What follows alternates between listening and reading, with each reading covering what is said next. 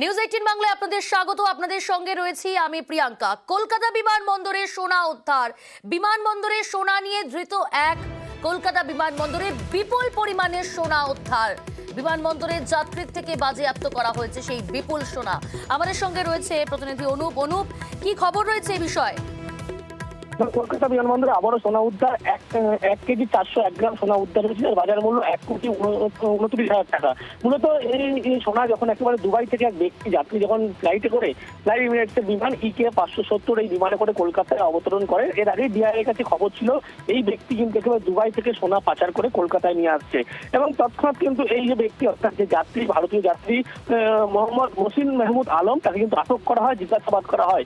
জিজ্ঞাসাবাদের পরেই তার ব্যাগ থেকে কিন্তু মূলত এই বিপুল পরিমাণে সোনা উদ্ধার হয়েছে, যার বাজার মূল্য 1,29,00,000 টাকা। এমনটাই কিন্তু ডিআইএর পক্ষ থেকে বলা হচ্ছে। ইতিমধ্যেই সেই ব্যক্তিকে আটক করে এখনো পর্যন্ত জিজ্ঞাসাবাদ করা হচ্ছে এবং কেন এই বিপুল পরিমাণ সোনা নিয়ে আসা হচ্ছিল বা কোথায় পাচারের ছক ছিল, এই সমস্ত গোটা বিষয়গুলো ডিআইএর পক্ষ থেকে খতিয়ে দেখা হচ্ছে। প্রিয়াঙ্কা, ধন্যবাদ অনুপ।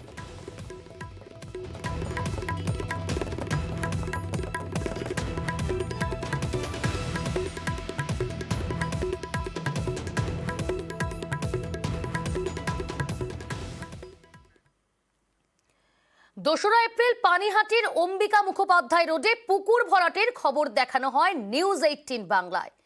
অভিযোগ খতিয়ে দেখার পর নিউজ 18 বাংলার খবরের জের এবং তারপরই নড়ে চড়ে বসলো প্রশাসন। পানিহাটি 34 নম্বর ওয়ার্ডে বন্ধ পুকুর ভরাট। পুকুর ভরাট বন্ধ করলেন উপপ্রধান ও কাউন্সিলর। পুকুর ভরাট করায় পুকুর মালিককেই ধমক দিলেন তারা।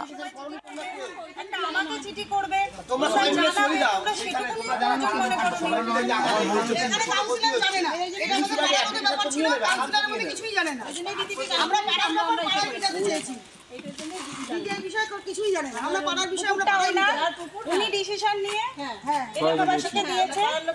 সরাসরি রয়েছে আমাদের সঙ্গে প্রতিনিধি সুবীর। সুবীর, সেখানকার স্থানীয় বাসিন্দারা কতটা খুশি? নিউজ 18 বাংলার খবরের জের পুকুর ভরাট বন্ধ করলো প্রশাসন। দেখো, এই যে পুকুর মালিক, তার নাম হচ্ছে রঞ্জু দাস এবং এই রঞ্জু দাস কিন্তু পানিহাটি পৌরসভার একজন কর্মী এবং তিনি তার এই পুকুর এবং এই যে এলাকায় এই পুকুর ভরাটের ঘটনা ঘটছিল, আমরা আমাদের নিউজ 18 বাংলায় খবর দেখানোর পর তারপরে কিন্তু স্থানীয় কাউন্সিলর থেকে শুরু করে যা উপপৌর প্রধান, তারা কিন্তু আশ্বাস দিয়েছিলেন যে তারা ঘটনাস্থলে যাবেন এবং এই পুরো ঘটনাস্থল পরিদর্শন করে দেখবেন। যদি এই ধরনের কোনো ঘটনা ঘটে তাহলে কিন্তু তারা ব্যবস্থা নেবেন এবং যেমন কথা তেমন কাজ। এবং তারা কিন্তু ঘটনাস্থলে যান এবং ঘটনাস্থলে গিয়ে কিন্তু তারা যখন দেখতে পান যে একদম সেইভাবেই কিন্তু পুকুর ভরাটের কাজ চলছে, তারপরে কিন্তু তারা একদম পরিষ্কার সেখানে নির্দেশ দেন যে কোনো রকমভাবে কিন্তু কোনো পুকুর ভরাট করা যাবে না। এবং পুকুর মালিক যিনি রয়েছেন তাকে তারা ডেকে পাঠান। তিনি যখন এসে সে যখন মানে বিভিন্ন সময় বিভিন্ন রকম সাফাই দিচ্ছিলেন এবং তিনি বলছিলেন যে রাস্তা সম্প্রসারণের জন্য এলাকার মানুষের দাবি দীর্ঘদিন ধরে ছিল, সেই কারণেই তিনি এই পুকুরের পাড় বাঁধাচ্ছিলেন যাতে রাস্তা সম্প্রসারণ করা যায়। কিন্তু সেখানে দেখা যাচ্ছে যে যতটুকু জায়গা পাড় বাঁধানোর জন্য রাখার কথা তার থেকে অনেকটা বেশি জায়গা নিয়ে কিন্তু এই পুকুর ভরাটের কাজ করছিলেন। এবং এই গোটা ঘটনায় কিন্তু একদম আমাদের ক্যামেরার সামনেই এই যে পুকুর মালিক, তাকে কিন্তু একদম ধমকের সুর দিতে দেখা যায় উপপৌর প্রধান সুভাষ চক্রবর্তী এবং কাউন্সিলর। পুকুর মালিকের কি বক্তব্য একবার শোনাবো আপনাদের।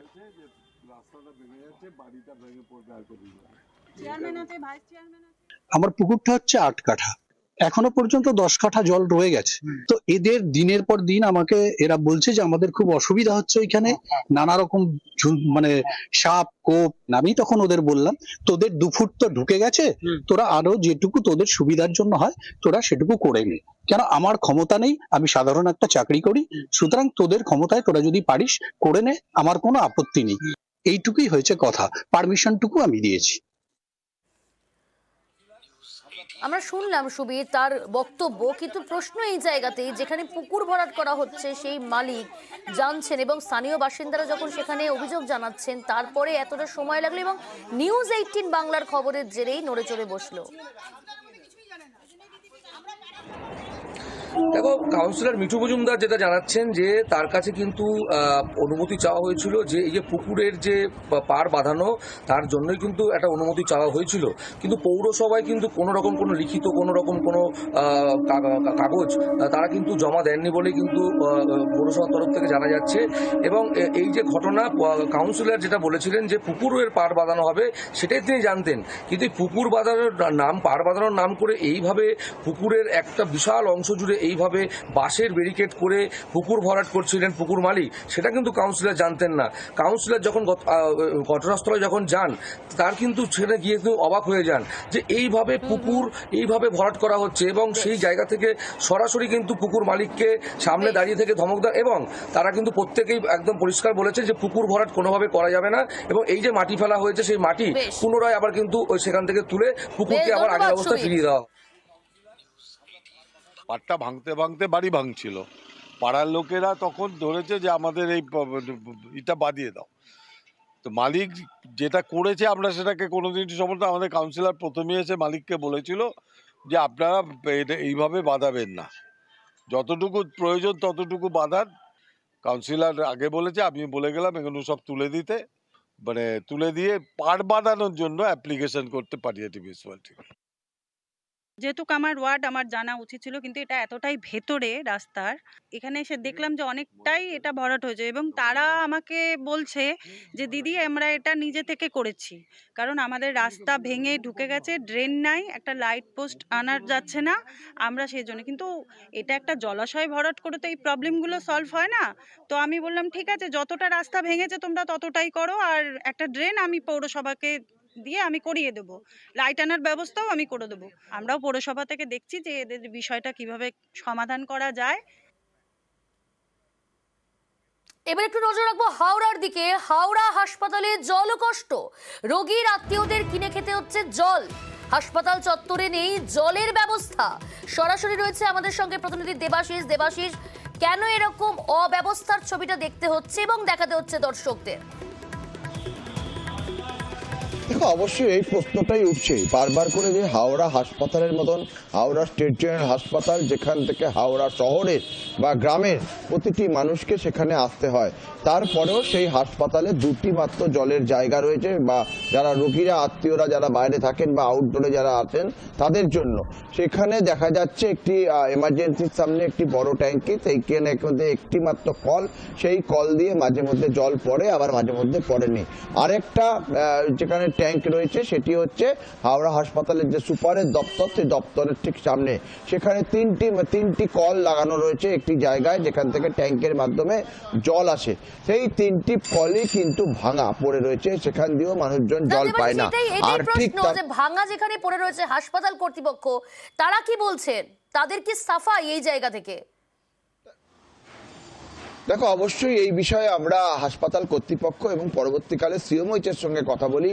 সিএমওইচ যেটা জানিয়েছেন যে পিডাব্লিউডির এটা দেখার কথা, তারা যেরকম অভিযোগ যদি পায় সেক্ষেত্রে তারা খতিয়ে দেখবে এবং দ্রুত তার ব্যবস্থা নেবে। কিন্তু এই ব্যবস্থার মধ্যে থেকেও কিন্তু বারবার একটা কথা শোনা যাচ্ছে যে বারবার এই নজেল বা কল লাগালে সেগুলিকে রাতের অন্ধকারে কেউ বা কারা ভেঙে ফেলে, এবং তারপরেই সেখানে চলে অসাধু ব্যবসায়ীদের যোগ, অর্থাৎ জল কিনে খেতে হবে। এই জায়গাটা তৈরি করতে পারলে কিন্তু সেখানকার যারা হাসপাতালের সামনে যারা ব্যবসায়ী বা যারা জল বিক্রি করেন তাদের বারবারন্তটা হবে, এবং সেটাও কিন্তু পরিষ্কার। আমরা দেখতে পাচ্ছিলাম যে হাসপাতালের গেটে ধাই করে রাখা আছে জলের বোতল, সেগুলিকে কিনে খেতে হচ্ছে।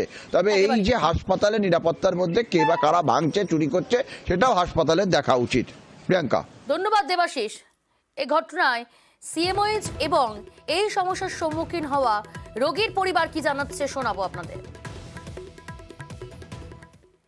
আমরা জলের স্তর কমছে, ফলে জল পেতে অসুবিধা হচ্ছে। কিন্তু আমি কালকেও নিউজ পেলাম সাউথ হাওড়া হাসপাতাল, ডিস্ট্রিক্ট হসপিটাল হাওড়া থেকে কিন্তু এমন কোনো নিউজই আসেনি যেখানে পেশেন্ট পার্টি জল কিনে খাচ্ছে এবং তাতে ওদের নিজেদের পয়সা দিয়ে কিনতে হচ্ছে, এরকম কোনো রিপোর্ট আমি কিন্তু পাইনি। 2 নম্বর কথা হচ্ছে, পিডাব্লিউডি এবং পিএইচইকে বলা আছে যে যখনই কোনো রকমের এরকম কমপ্লেন পাবেন তখনই অ্যাটলিস্ট মানে একটু দেখতে যদি কোনো কি বলে ওদের এই জলের স্পিড বাড়ানোর জন্য জেটে জল তোলার মতো কিছু একটা ব্যবস্থা করে দিতে। এইটুকুন। আমি